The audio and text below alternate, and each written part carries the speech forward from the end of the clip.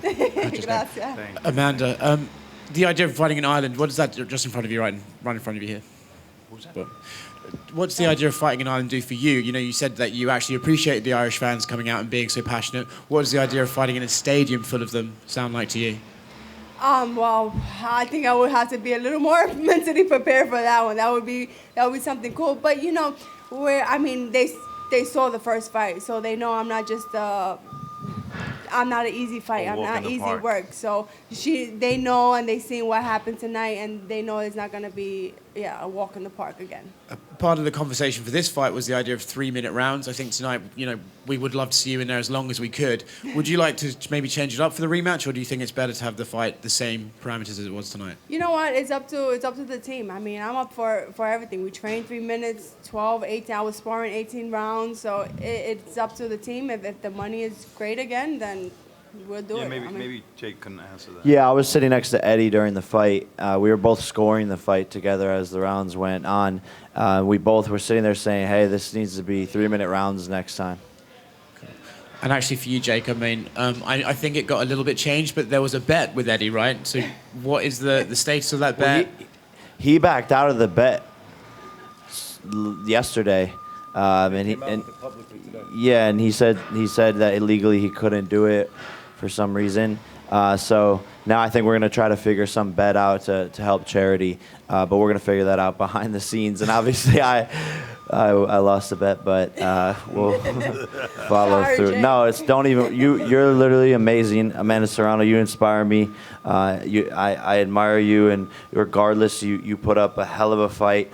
You know, obviously we didn't get the result we wanted, but we're standing behind you. Most valuable promotions, always. We're a family, and we're going to go get the next one in Ireland. Yes, thank you. Double or nothing for that one with Eddie? Yeah, why not?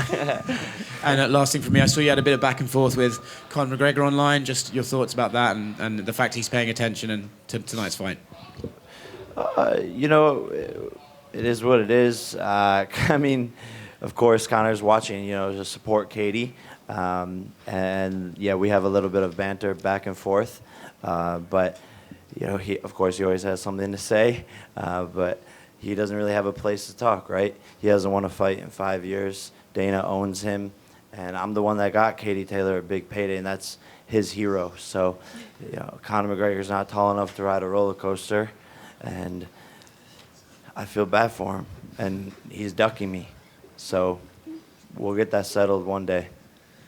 Jake, over here, just to your right. Can I get your initial thoughts on the fight? I mean, you tweeted it out, but now that you've had some time to think about it, what were your thoughts on the fight?